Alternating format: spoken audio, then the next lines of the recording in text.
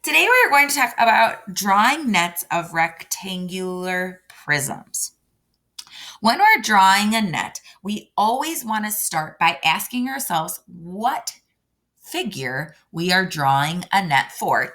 Today we are only drawing rectangular prisms, so that takes that question out. But going forward, you will want to make sure that you know exactly which 3D shape you are drawing a net for. Along with that, you're going to want to account for the edges, faces, and vertices, specifically your faces, because if you have if you have 6 faces in this 3D object, then when you draw your net, you will need to have 6 faces there as well. So after I've determined what figure I'm drawing and how many faces it has, I like to label my 3D solid. Okay, so I like to think of the different parts. I like to imagine it in front of me and think of, okay, I've got the bottom, I've got the front, I've got 2 sides here, I've got that back, and I've got a top. Now, when you look at my labeling, that might not make a lot of sense to you, where I've written words and things like that, but you need to do it for yourself. So the act of writing these for me helps me to organize how I'm going to lay out my net. If you don't want to label your sides, you definitely don't have to, but it would help when you actually draw your actual net. All right. So as we can see here, this net was made for us already. So what happened is we had that back part. Okay, so that was laid flat. Okay, from there, the top and the bottom flipped to either side. Then from there, our sides were flipped open. And then with that, you can't just leave the front hanging. So that front then flips down attached to a side. Now, I could have taken this front and put it here. If I wanted to flip it to this side instead, I definitely could have. Actually, technically, the front could have attached right here as well. If your net looks slightly different than one that I have drawn or that the book has drawn, that is okay as long as it is appropriate. And we can kind of take a look at what that means. The other key to making our nets is making sure that we account for all of the dimensions. Okay, so we were told here that this part right here is 7 inches. That's my front, so that would mean that this is 7 inches. Now, because those are rectangles, I know that since this is 7, this is also 7 inches. Okay, because this face is the same as this face, that would make this 7 inches and this 7 inches. Because this is 7 inches and this is 7 inches, opposite sides are both also then 7 inches. So all of these are 7 and these are 7 as well. The reason is because this goes along that front, that green, and then that bottom red, that 7 dimension. That 7 side length, that 7 edge, does not touch a blue, so it's not going to be part of the blue. We can go ahead and look at that 3. The 3 is what connects the bases, that top and that bottom. So we have it labeled here. Because this is 3, that means this is 3, and this is 3, and this is 3, and this is 3. Remembering your rectangle properties, opposite sides are congruent, they're the same length, so that'll help you get your dimensions. Same thing here, 4 inches, that means this is 4 inches, and this is 4 inches. Then this is the trickier one. If we think about folding the sides up and the top and the bottom up, this edge would be right along this edge.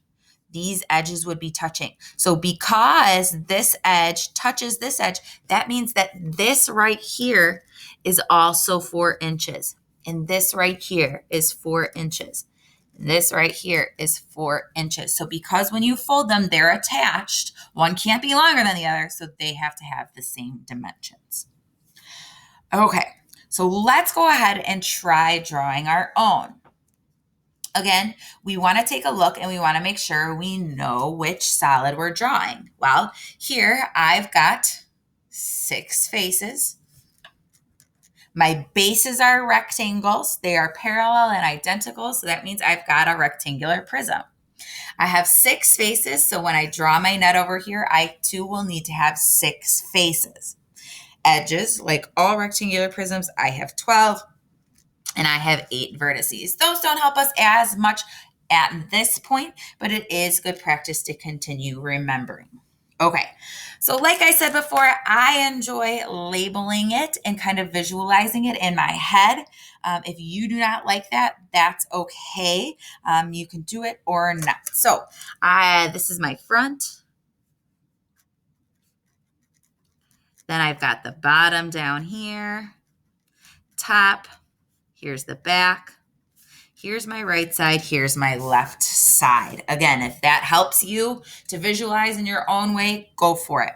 Now, up here, the back part was laid flat. I personally like to keep my bottom. So I'm going to start with my bottom. I imagine in my head that the bottom is right here, just like I would hold that box in any way. So I place my bottom, my base down, and from there I open up the remaining flaps. So then comes down here that back portion, and then my front portion comes free. Then I have my left side here, my right side, and then my front has to get attached to one of these other spaces. So technically my front is opposite of my bottom, so it can go anywhere. So actually right now, I'm going to go ahead and put it right here. So it's like I open that bottom, I place the bottom down, I open the back and the left and the right, and then my front pulled that top down with it. Okay, so now I've got this all labeled, I need to label my dimensions. So I will go ahead and let's start right here with my 6. So I know that this 6 matches this, which matches this, which matches this, which matches this. From there, I know that the height right here connecting my base is 5. So that other part of my left and right side is 5. But then as I fold that back up, that would mean those are also 5. 5 and 5. Then I look here along this bottom part, it's 9. So because this is 9, then this is 9, and this is 9, and this is 9, and this is 9. Okay, so I've got almost everything, but I'm still missing these 2 parts. Now, how do I figure that out? Well, I think, where is it attached? Because this is a rectangular prism, there is another shape on here, another face that is identical to it. So I know that my top and the bottom are parallel to each other and should have the same dimensions. So those 2 sides will also be 6. And there you have it. I took my 3D shape and I turned it into a net. I made sure to label all of my dimensions. I made sure everything matches up, and I'm good to go.